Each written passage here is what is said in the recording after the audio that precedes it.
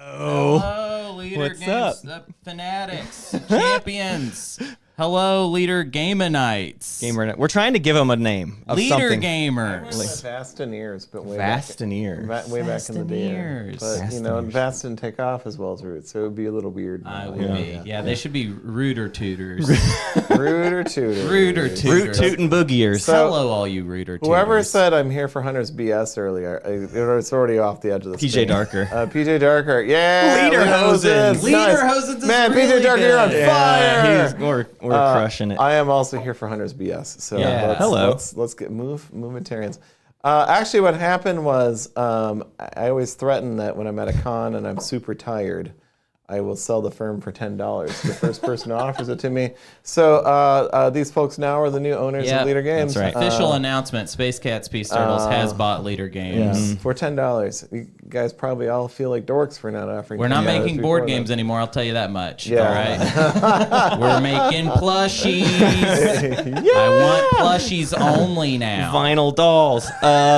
So for those of you who don't know, this is Space Cat Peace Turtle. I'm gonna take over hosting. Yep, you host. Yeah. You host us and then we'll from return the Space favor. Cat Peace. Which one is Matt? Which one is Hunter? I'm Matt. All right. I'm Hunter. You know, actually, the first couple of times I talked to you on stream or whatever, I did have to go clarify quickly who was who. Who is so, this? It's but, tough. Yeah, that's We look almost the same, That's how it and we goes. have the same voice So. same attitude. Yeah. I've been trying to differentiate the way we look, but we're here. We've been here next beginning this of week it. at just hanging out at Leader Games and checking things out, like where Arcs is at and where Ahoy is at, and we decided we would invade your monthly stream to just continue doing that for then everybody else. So we are the vessels of the audience that you then get to show us stuff. So they really didn't take over. Yes. Yeah. I just want to clarify. Yeah. That wasn't an official. That comes press release. later. Yeah. But we've been here for all week, and we've been interrupting everyone working and stuff, and it's been great. Yeah. And we've really enjoyed our time here. So thank you for having us. Thanks for having us, Patrick. You're very welcome. It was a lot of fun. It was a lot of fun. It was very disruptive, but it was a lot of fun.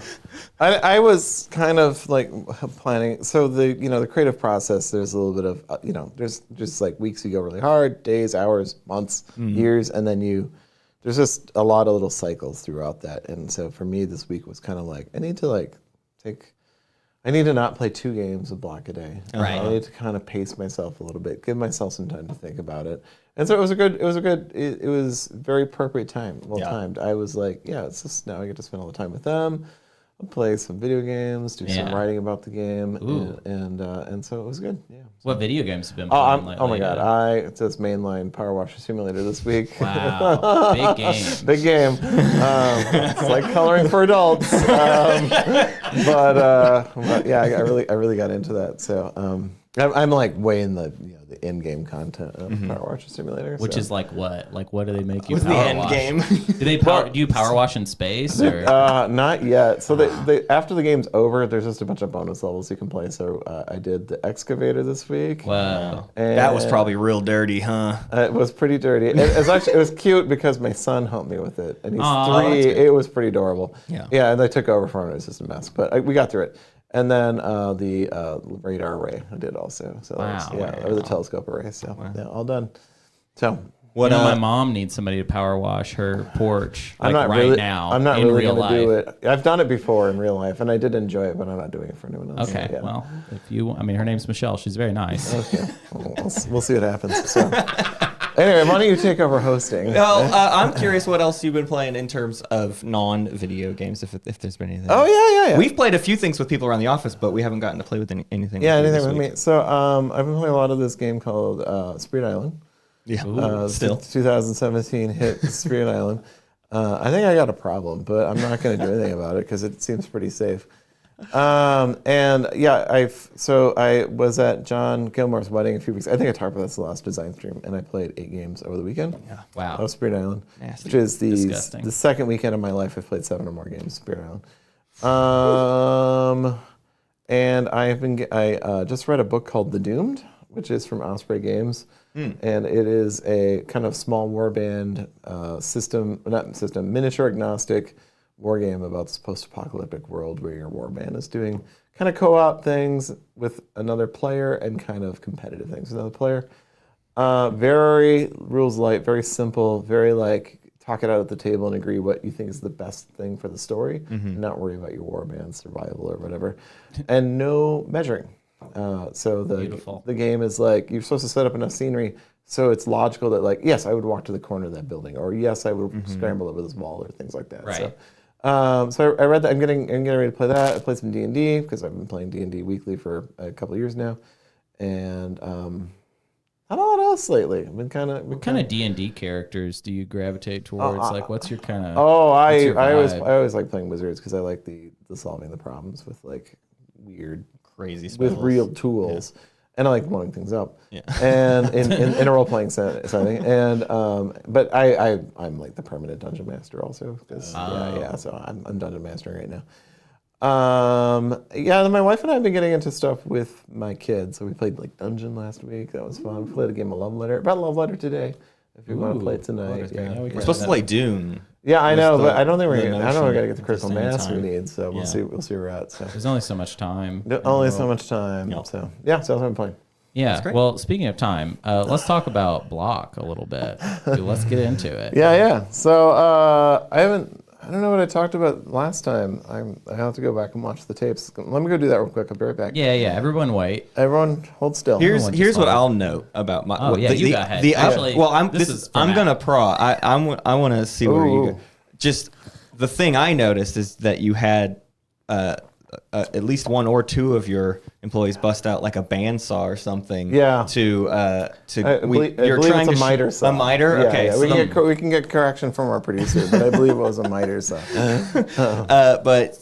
We're attempting cutting the blocks in half height-wise. Yeah. So right now the block board is made out of blocks, and they're 2 inches by 2 inches by 2 inches, and there's about 30 on the table at the start of the game.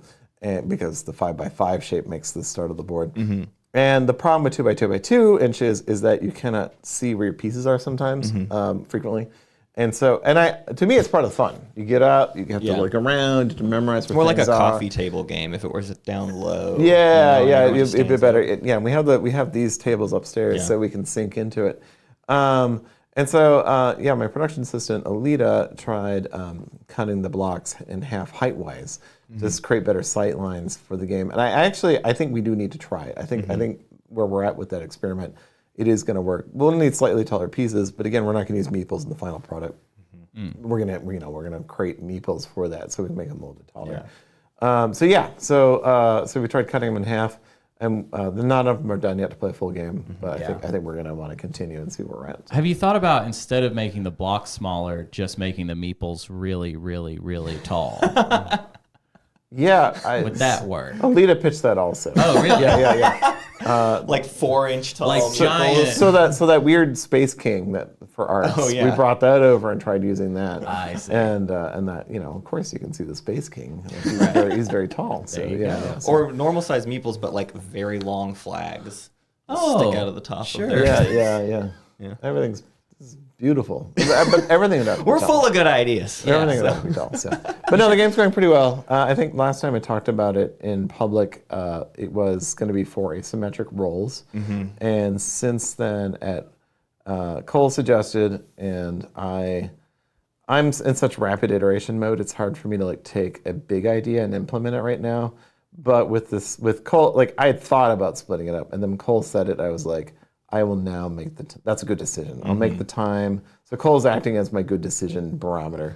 I'll take the time to split up the roles. So I split up the roles into 20 or so little roles, and the players draft off of those. And so you might be the gardener by the virtue of taking all the gardening roles, but you might also be the gardener and a little bit of hunter and a little bit of seeker. And so that's all. Those are all flowing together. You start with nothing. You start with one. You draft and then one you build at the over beginning, time. and then you build up over time. So, is the action sequence still like a random card draw, or did that change? Also, Cole's. And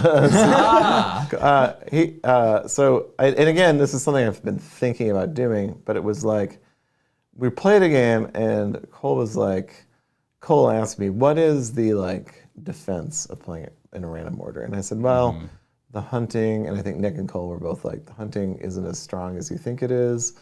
And And I said, I'm just experimenting here. So if we want to try sequential turns, I'm willing to do sequential turns. Not because I think it's a good idea or a bad idea, but because I want to see what comes out of it. And so I sat down and tried it. So we've played about 4 or 5 games now with sequential turns, but there's still a random element in you flip over a card to see what kind of turn you're going to have. Right.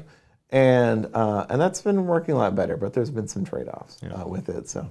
How much does the action economy vary like in from turn to turn? Like what types of actions? You will see all cards Okay. every round now. So you see there are 3 cards that move you 3 spaces and let you take 1 action. There's one that lets you act, move 3, then act again. And then there's one that moves you 2, but you also play with a block on that turn. So now the blocks are distributed throughout the turns. And it's funny because I now like hate that card because I'm always like trying to build something on a flat area and I'm like, oh, well, I have to mess up my own plans right now. And then at the end of the round, the first player will be the one that adds more blocks to the board. One of the things that also changed is that as blocks come onto the board, when a big shape gets dropped onto the board, you take one of the permanent fixers of the board and move it to that new shape. And so there's this great the flags are slowly drifting away from the center. Now stones are now slowly drifting away from the center. The quarry that you built a house next to is now going to be dry up and moved to somewhere else during the game. And so you go through a sequence of 4 or 5 action cards. We're still trying to settle on those numbers because there's a huge balance question. Some of the rolls activate in the round. And so you need, if the round's longer now, those, like I played a game where I tried farming and I was like, well, I can't farm now because there's 5 actions between each time I get to harvest, and so it's I'm not scoring enough points. So we're still playing around with that because there's an advantage to having longer rounds too, in that you're not stopping the game to add blocks to the game. So we're trying to find our way through that. Where was I going with this? So we've been playing around with the action economy, and then as you finish the finales, so there's now roles that kind of build into like. If you complete 2 gardening roles, you now have the ability to finish. You now have the ability to place trees on the board.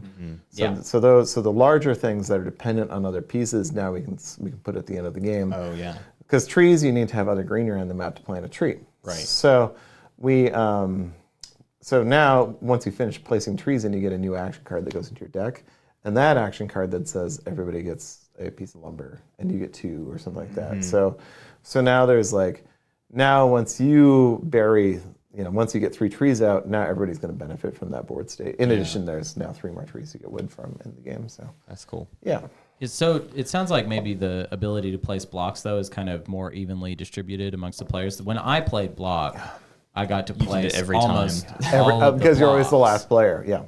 Yeah, it was I don't know And what you still was triggering won. it. Yeah. I did still win, but I liked placing the blocks and everyone being upset. So I just want to make sure that both are in there. Okay. Yeah, you do place one when that card comes out, and then the first player in each round will flip over a card that adds a shape to the map. Yeah. Good. And then that moves an object. And the shapes now have variance to them. And now as the well. shapes have variants. Yeah, there's Tetris-y. There's some 2, there's some 3, and there's Tetris pieces in there. Tetris pieces. Yeah, so that's going pretty well, and it was good to be down tempo a little bit this week. Now I got some ideas, and also whenever it goes through a big change, I kind of mourn the old game, even though I know the new one's better, and so I have to like adjust to playing the new game. Yeah. Right. And I think Nick, Cole, and I have all got messed up on this. That we'll be at a convention teaching a game, and I'll be like, "Oh, I just taught you the wrong rule because iteration was so crammed together that now, In fact, recently, like I think I talked about this during the summer, but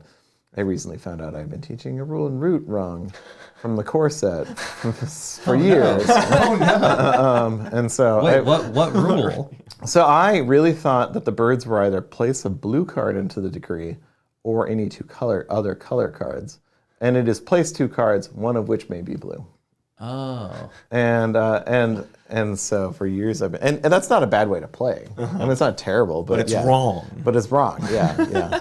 Wow. So, sorry everybody. Yeah. I let you down if I taught you at a convention between 2018 and 2021. How to play the birds. Okay. So, Well, I mean, you can't reach out to us if you are looking for representation. yeah.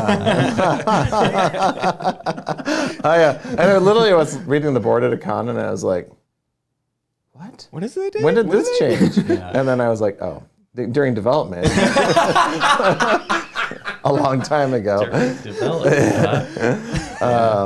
And it was funny. I was telling the staff about it, and Josh was like, "Well, that was probably a more succinct way to put it anyway, and we probably should have done that." But that's how it rolls. So, Yeah. yeah. Well, that's how it came out.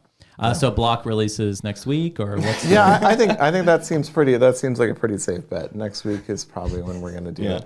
No, I think we'll. I think we're aiming for sometime this spring or next summer. It'll be some sort of crowdfunding. I'm trying to get it. It's a lighter game for certain than Vast or Root or Ark, and so I'm trying to get it closer to being done when we start the campaign, so we don't have to change as much down the road. And it'll be the project is less about the. I mean, development's important, but the production is a larger question in this project. Yeah. And because it is going to be 3D, and if you don't know what it looks like, you can go to my Twitter and see some shots from it. Yeah. And so there's a lot of production questions of how that thing's going to get produced, because essentially we're making a hobby set of blocks for people and shipping it to them. Right. And so we got to figure out how we're going to do that, and that's going to be a big deal. So yeah. Hey, Slug, I haven't seen you in a while. Hey, chum. Well, cool. Well, we want to get through a few people today. Yeah. So, Patrick, thank you. Thank you so much, No Patrick. problem We look at all. forward to more updates, and I think we're going to bring on Should we shake hands? should Yeah, shake hands. shake hands. and Yes. shake a group hands. hug. And Okay. a Yes. group hug. Yes. And then, Yes. All right. And we're going to talk about Clip that. Ahoy with Yes. Nick. Yeah, Sounds good. round of applause for Round of Patrick, applause. everybody. Clap for Yay, Patrick in the chat. That's good. Give me claps, or you'll get in trouble right now. I know that Alita has claps on the soundboard. Okay, good. So I those hope better there's be lots going. of claps playing. Someone suggested mirrors for the blocks. I'm not really sure how that would mirrors. help it. Oh, it would but just make if they things were just worse. It would just. You can see What if the yourself blocks and were still not the other side of the board. entirely. What if they were crystal blocks? Cheers, applause. Yeah. Okay, and then who is this? Who are you? We got somebody. I'm Nick Brockman. Oh, Nick Brockman. I'm a developer, senior developer at Leader Games. Wow. And what have you developed, just in case they don't know what they love about I it have already? worked. I've worked on everything from Vast the Mysterious Manor forward, pretty much. Wow. In some capacity, I have touched it. Wow. That Your is a name's cold on brew. the Fort box and the Ahoy box. Yep. Officially Yes. on the front. Yep. So Front's right on the there. front. If you go in the backs, I'm in the backs of them all of them. And the rule books too. The backs on them. I write my name on the front of some of them. Yeah. Not just, I mean, I do that. You can just do saying. that. Yeah. Anybody can have their name on the front of the box. Yeah, You don't know that. yeah, all. especially if you're crafty. But you are, everybody knows now, you've been working on an Ahoy expansion. Yes. Yep. Untitled. Untitled Ahoy expansion. Yeah. Names will be decided. Naming is always a fun part Could the of it. expansion be like, yarr? Like, could it just It's be just another Ahoy. It's just like Ahoy. another Ahoy of Ass. Yeah. It could be ARG. It's just as long as it's ARGH. Yeah, four letters. ARGH. Yeah, we could we'll probably make stick it with 4 happen. letters. Yeah, no, we're not sure about names yet. is Or that mic exactly. bad? My audio's a little Got a loud. nasty mic. We got a nasty mic. That's okay. We'll have more. We'll have more Nick. on one We'll moment. vamp while Nick swaps out a mic. You've never vamped So, in your life. but there's been some Ahoy. Well, no, I just want to know, what here. are you Oh, doing? what How am are I you doing? Are you doing I'm okay? great. I have to wake up early tomorrow and drive home, and you get to stay here. Oh, okay. So I'm, thinking about that in the early night Yeah. that I'm going to have. And what have I been playing recently? I've been playing games. at- because I'm I've such a been bad playing host. games. We Oh, did yeah. play Chinatown. We played We Chinatown played with Chinatown Ted, together. and that was a goofy little thing. It's always fun to play. You know somebody socially, but then you play a game with. Right. You really learn. You learn. Yeah, you Matt- I learn. learned what type of game people. Matt are. did a So I'm figuring out what type of 4-way game people I am. Yeah, I learned that you were playing good and steady, and Matt played. You did a 4-way deal, Yeah. kind of just to see. I just wanted to see if we Kinda could. just to have that happen. Yeah, so it was just trying to make everybody talk all at the same time. and I became about the same hyper thing. focused on one objective Yeah. that I then decided if I accomplished, I won, and that's how I play games. Now you just can't hear Nick. Yeah, Way now, better now audio. Nick's mic Is this is not on. Which mic do you have? Let's just see It's the. on. You've got It's 2 red. mics. We've got 2 mics on Nick right now, 2 mics. and it sounds like neither they of them call are him working. double mic Nick. Double mic Nick, 2 mic Nick. How do we feel? What- SCPT in the Twin Cities. We're gonna try a third mic.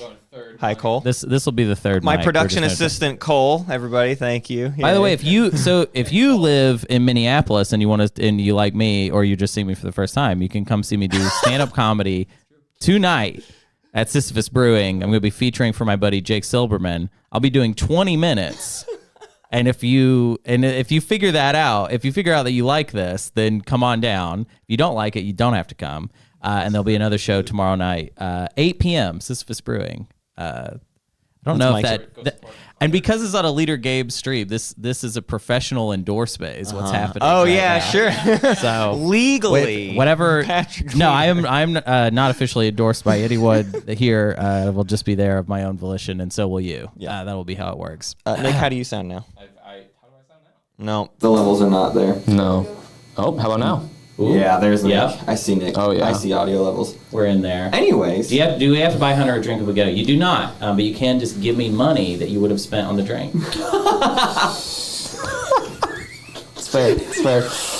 it's like a wedding. This is your It's like a registry. plan. There's no registry. We're just accepting cash. That's how it works. Okay, we were going to talk We were about. gonna talk about Ahoy. Ahoy, I yeah. don't. You did Ahoy stuff last stream as Yeah, well. I kind of showed the basics of the content and what it was looking like. And since last we've time. seen that, we know not to ask you to re-explain things. Well, yeah. But let's say maybe, hypothetically, we haven't seen it. Yeah. What's some stuff to explain that's new? Yeah, of course.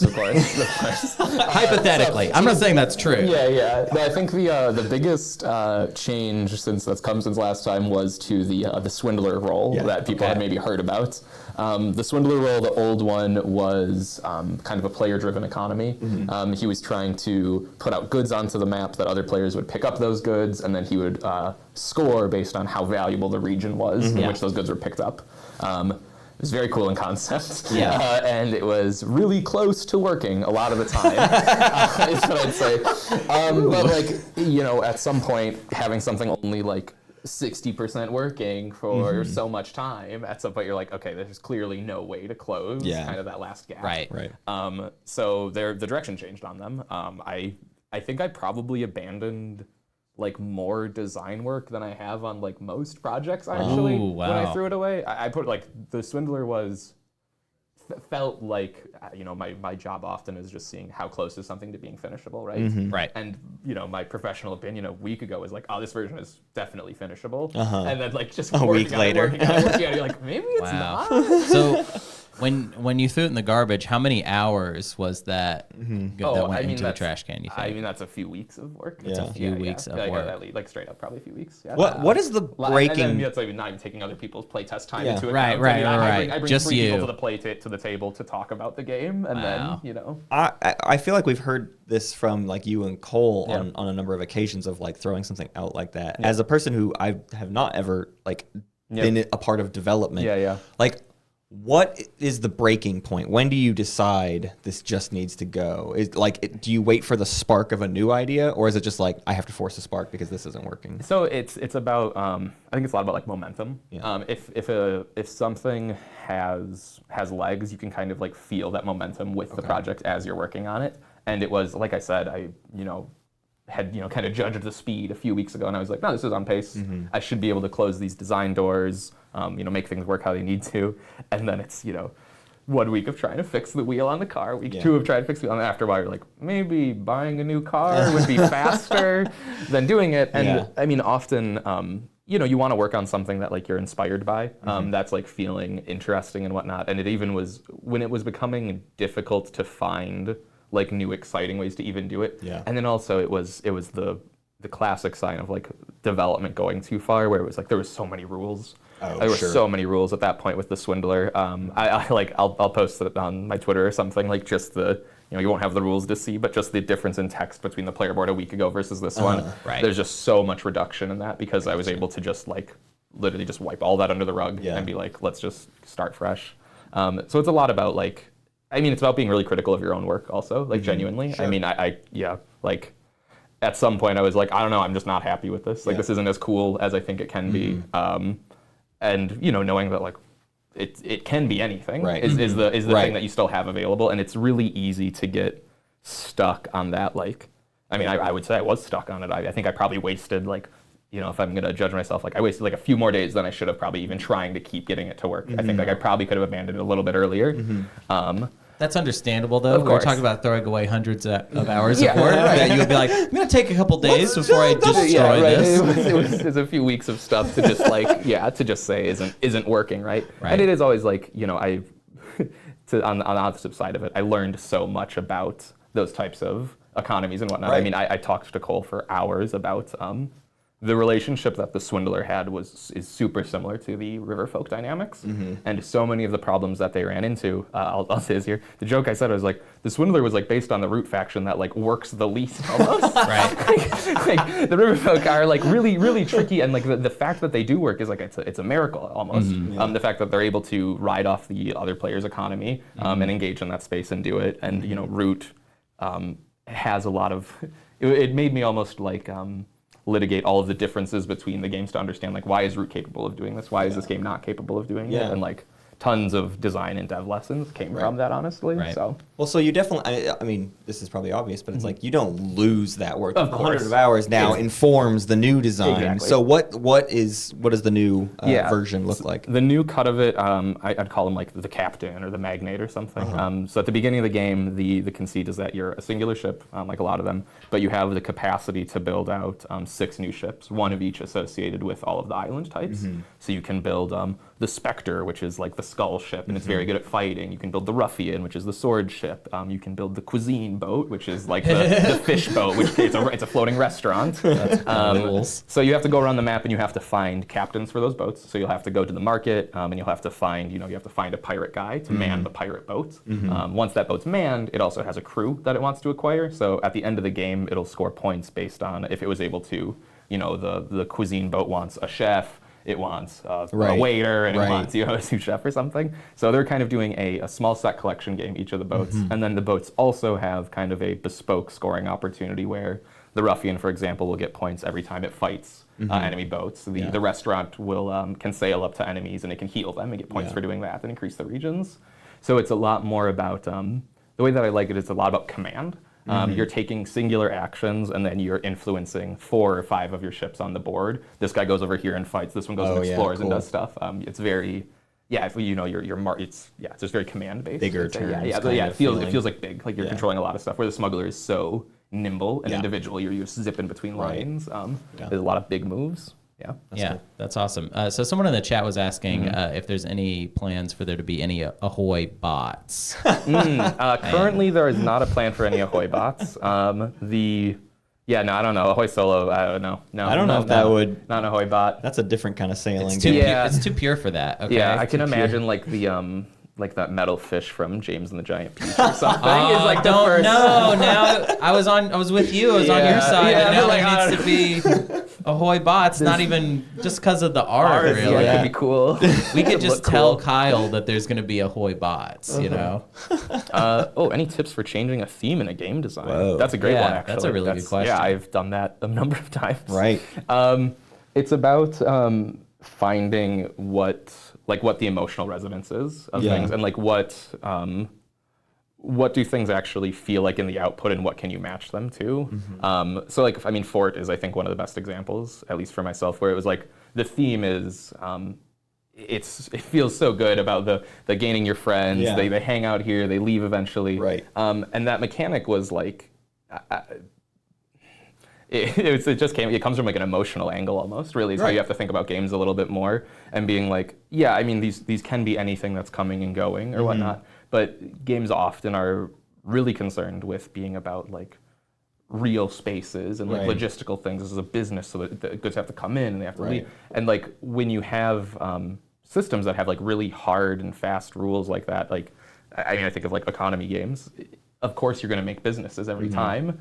But when you start going into spaces where, we work in such abstract kind of spaces for what pieces are doing, how they can move on the map and whatnot, you get so much more liberty about how you can like theme things. My biggest, when I go into like dev for a deck or something, I like will write out, and I told you guys about this earlier, like I write about like just like the stuff I want in the world first. It's not from a game design. I don't think about like, I need something that's going to make things +5 points. I'm like, no, I want like legendary weapons. I don't know what that looks like in the game, but like something that can feel like that I want to hit to. And I think that's like one of the big ones of trying to hit at it. Yeah, definitely. That sounds like a TI technology. I think Ahoy is a fascinating one too in terms of that theme redesign, because it was like more tangential, but going from space to just that, like you know, the plane of the seas is I don't know. You feel it the most in the Tailwind action where you're like, well, it's a little. We still teleport a little bit, but everything else is there.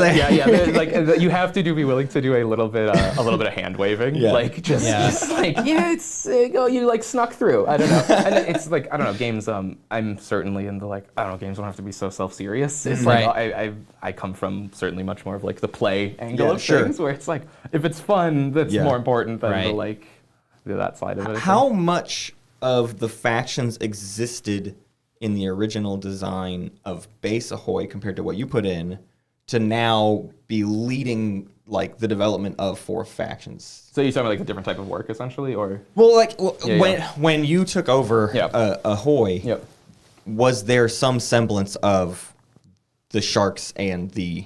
Totally. So what's the difference in like I gotta just sort of like re-theme these and then do the standard development versus like I need to now plug completely new concepts into this? Oh, sure. Yeah, I mean, so the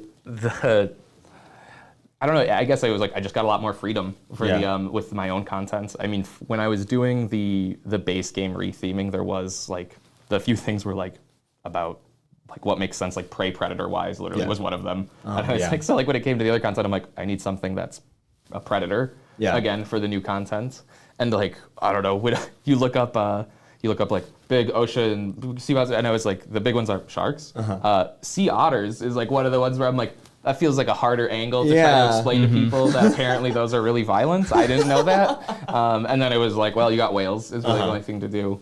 But like in terms of re-theming it, I mean, I remember the biggest thing that happened for the Ahoy, the one that like sold the Ahoy stuff was when you know, the main ship just sails around and then it drops off a patrol. Right. And when I had the idea, I was like, yeah, I don't know, guy just like hops off the boat into the water. Right. And I'm like, and he can swim because he's a shark. It was like, that was like suddenly such a like, yeah, this is fine. And then it's a little fin. And you get away with so much rationale. Right. Plus they live in the water. Like you just get to get away with a lot more on that. This is some great talk about Ahoy, but there's also kind of a burning question that I'm seeing highlighted by the producers. Kind of highlighted a question for real quick, which is which Twilight Imperium faction is the closest to your personality? Now, I assume we have to answer this question for you? I don't know. Let me ask you this: are you a cat person or you a dog person?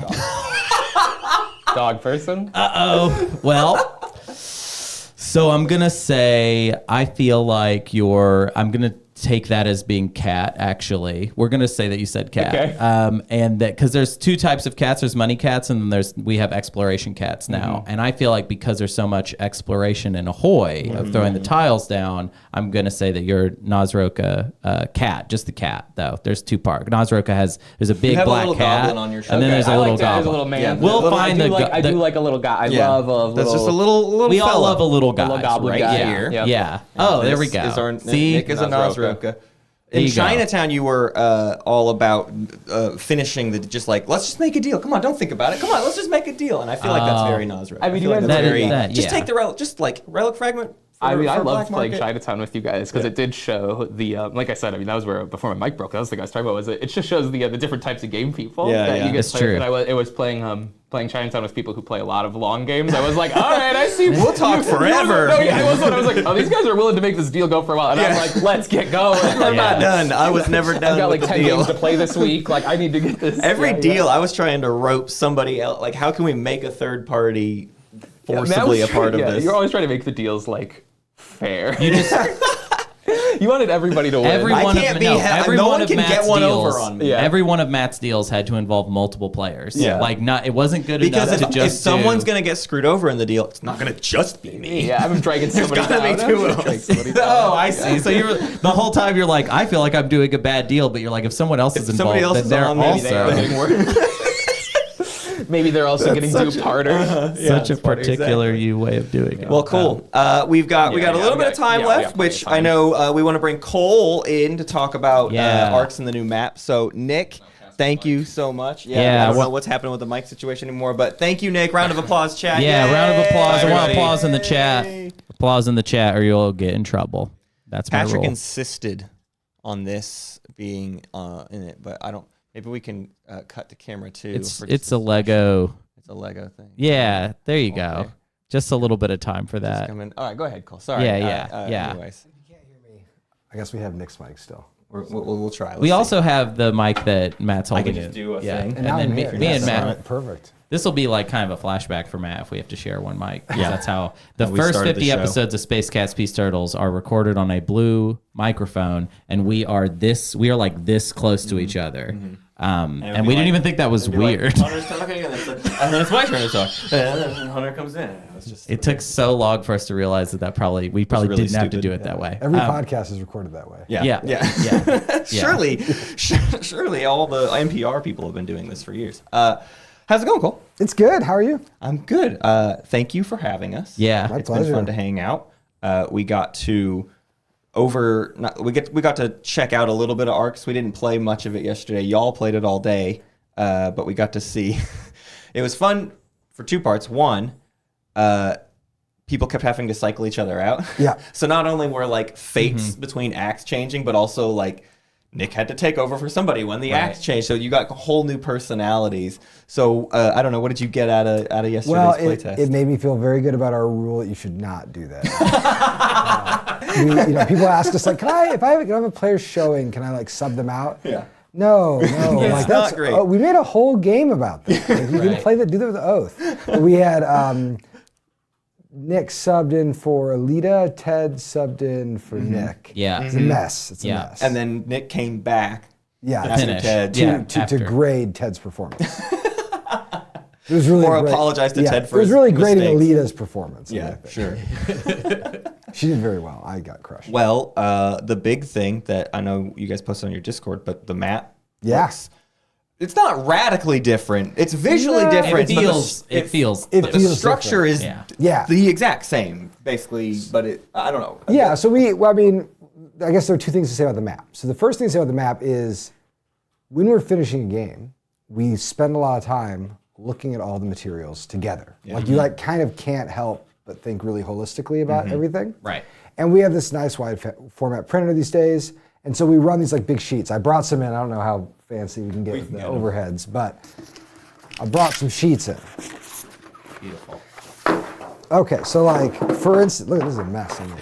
I love it. I love it. So here's a sheet. I'll hold it up here, and then we can go. Yes. Oh, look at this. Wow. Like that. the Okay. darker It's a little dark, but use your imagination, brighten it up. So these are all the cards in the base game. Now you'll see like some of these don't have illustrations. They actually have illustrations now. Yeah. But for a while they didn't. So we're like constantly doing this. Yeah. And then in the process, we're like printing off the map. And we decided when we were looking at it, we were like, everything's looking great. But like the map, what I told Kyle is like, I'm kind of, oh yeah, that's Bye, fine. camera. See ya. Wow. It's fine. I'll hold it up. Yeah, You don't need to worry about the overheads.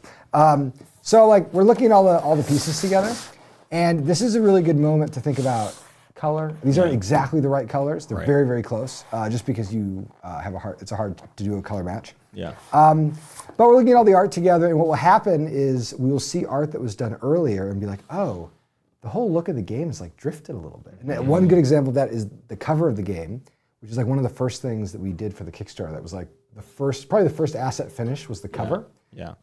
And as soon as we finished the cover, or as soon as we started looking at it again, we're like, oh, it's kind of too dark now.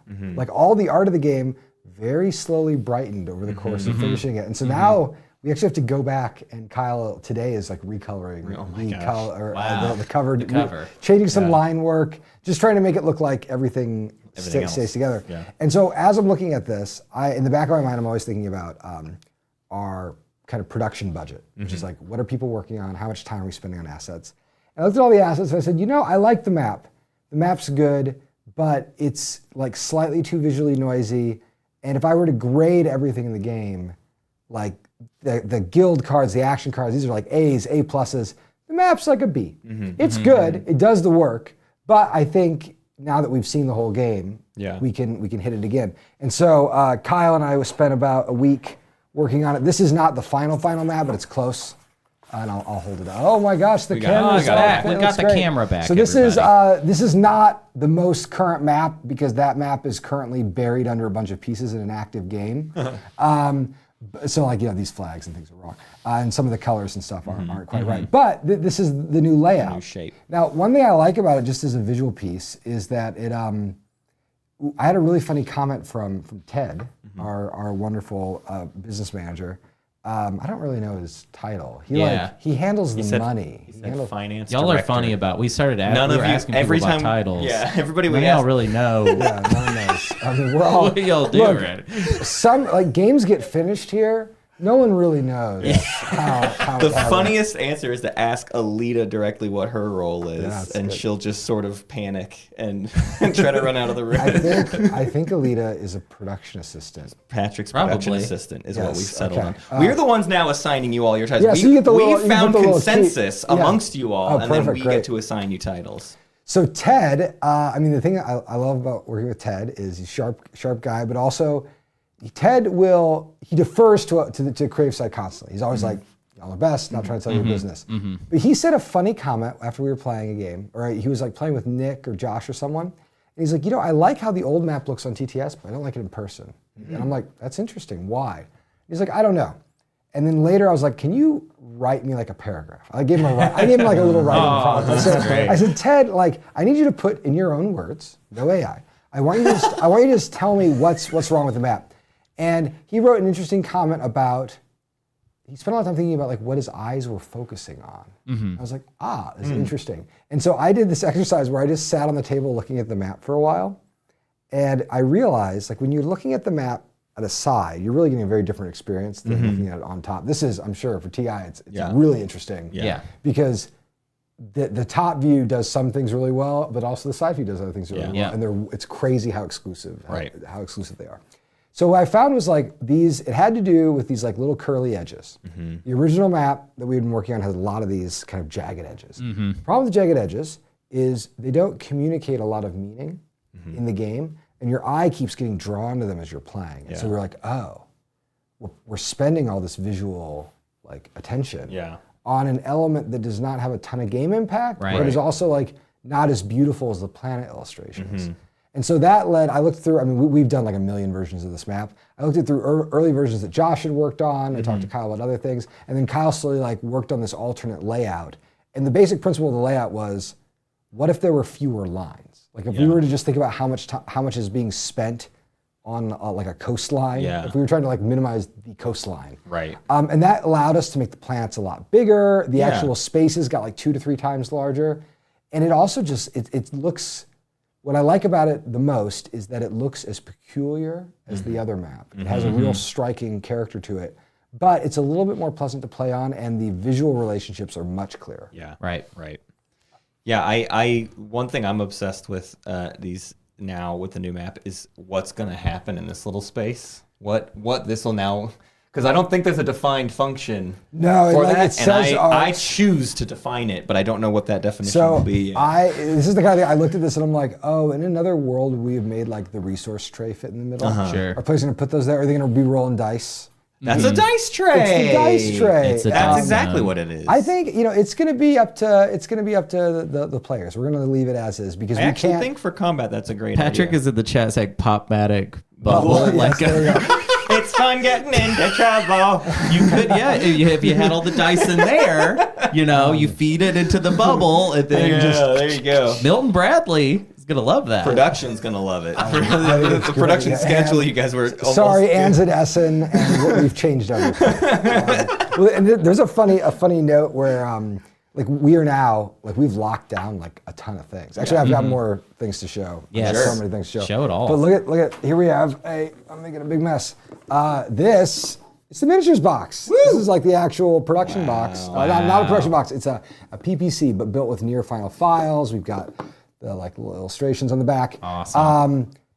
This is being produced right now. I can't. Oh, cool. I can't change this. Yeah, that's just. But then we ran into this other problem where here, oh gosh, I didn't think about how heavy these props were.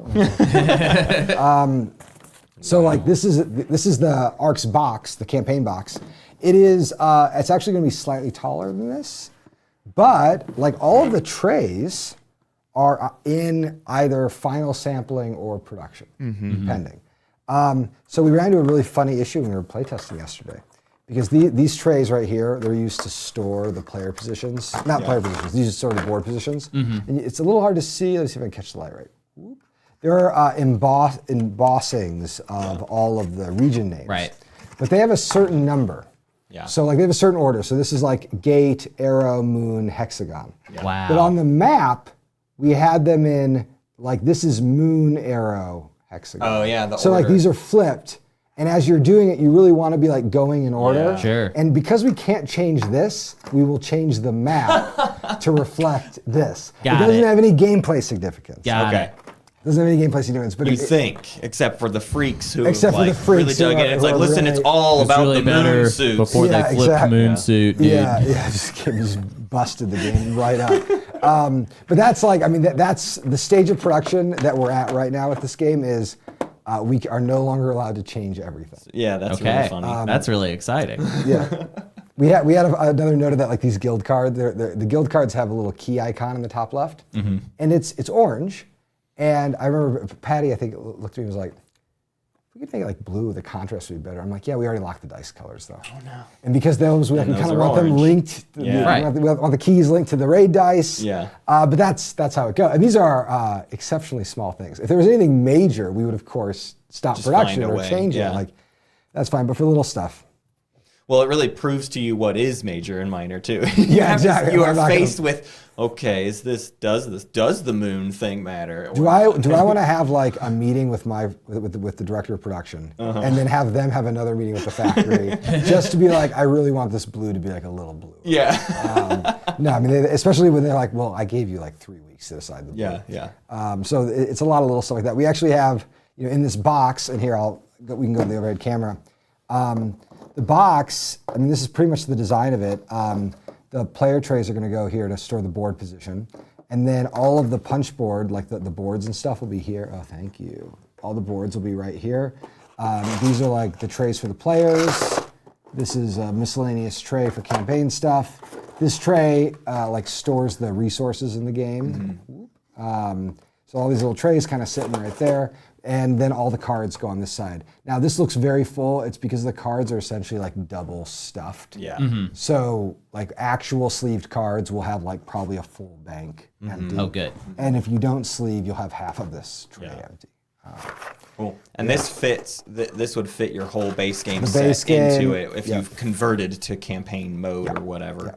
Yep, and it'll fit like you can sub the minis in and it should fit just fine. That's amazing. Yeah, Wow. there you go. Yeah. That's ARCs getting done. Yeah. There's I could talk about this stuff forever. Yeah, percentage-wise, what do you want to say at this point? I always like asking you percent. What percentage-wise. What percent are we at? That's like a thing I could figure out. Yeah, but I want you to do it cowboy style. Cowboy style is like 98.5. 98.5. Wow. You heard it 98.5. here. I would say because I mean it depends on where we start. It's like 98.5 over the whole thing, and then in terms of like studio priority time, like 95. Okay. Because we have, I mean, the way this is gonna play out is that we have about 3 weeks to finish the campaign game. 2 weeks really. 2 to 3 weeks to finish the campaign game. Just lost a week, people. And that's like, we are, by finish, I mean like get it to the factory so they can get the files into prepress. That's balancing. That's little stuff like that. And then we have, after it's to the factory, we'll have an additional 2 or 3 weeks while they're making samples to make any last little adjustments. We can like, changes that number that's 9 should be 7. Yeah. Things like that. I went through a bunch of notes from Josh last night, and they were like, this card, it says it should be +2, but maybe +1 would be okay. And like this one needs to be adjusted a little bit. I think if I could sort of freeze everything else, if I could play the campaign game between 5 and 10 times, it'd be done. It is like we're right on the edge. All the content exists, everything works.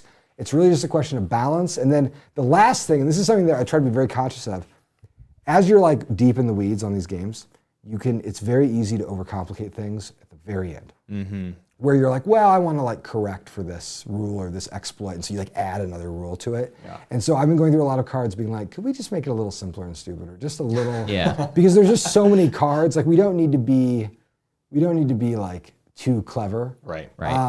Because every like bit of expressive cleverness is also costly. And so let's just we just kind of clean through all that. And it's one of those things someone will find the horrible interaction. And if it's simple, it's like, listen, it's got 10 words on it. How many other words can it even interact with? Yeah. The exponential, intersections go way up with just too busy stuff. Well, I'm like just so excited for everything. Very excited for ARCs, very excited for Block, very excited for Ahoy.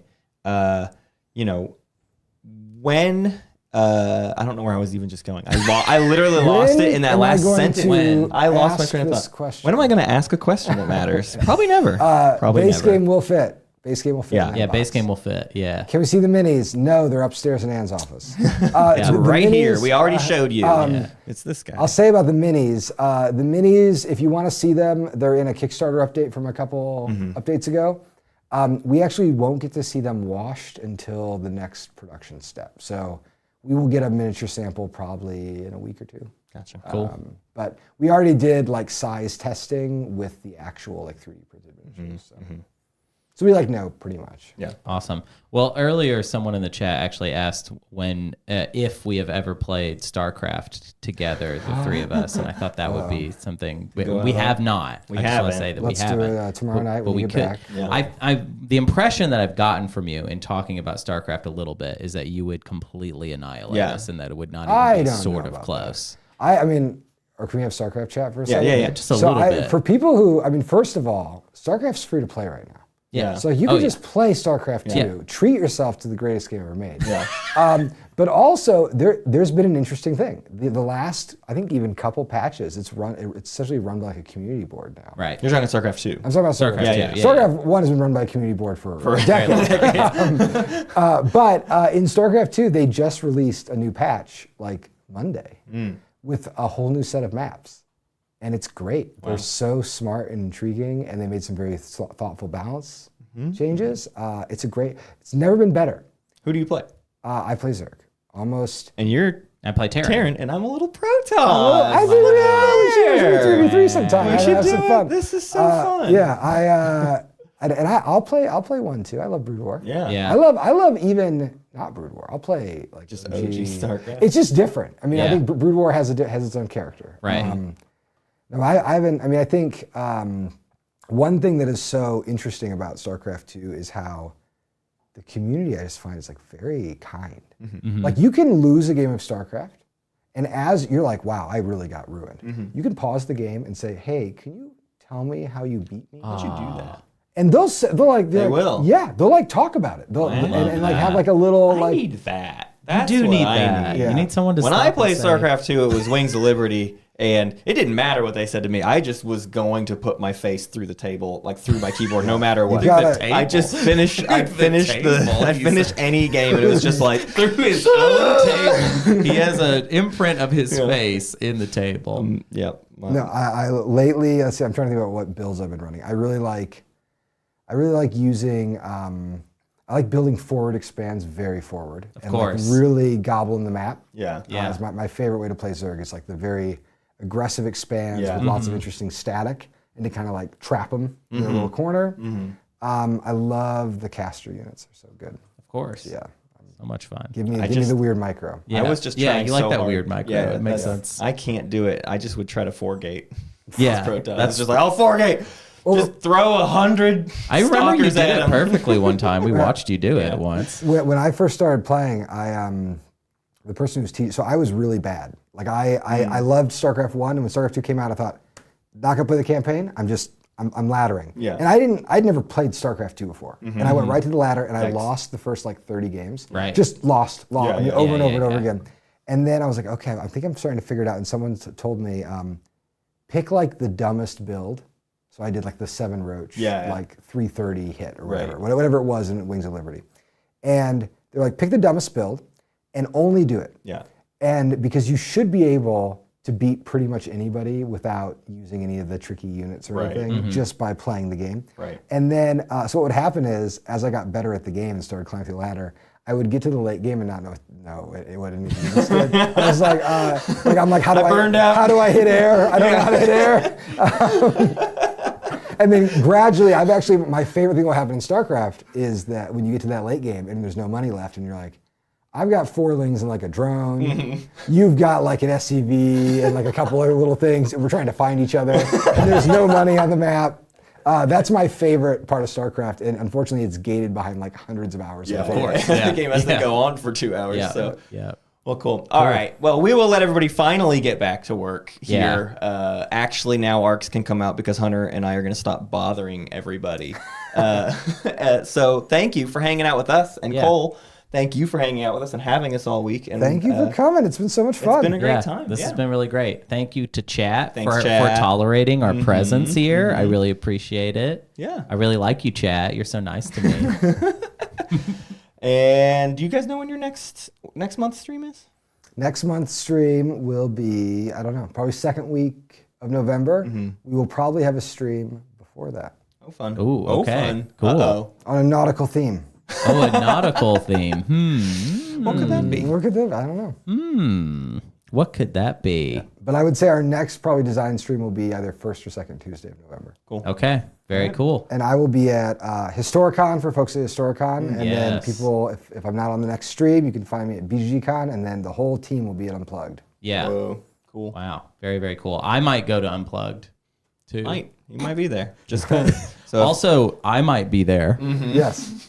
if that matters to If you wanna- hey, it matters to PJ Darker. I guarantee you. PJ, if you want to come find me, I'm going to be in Philadelphia that weekend at some point. Yeah. All right. Well, we'll let everybody go. Thank you, Twitch chat. Thank you, everybody. We love you. Love your hair. Hope you win. Bye bye.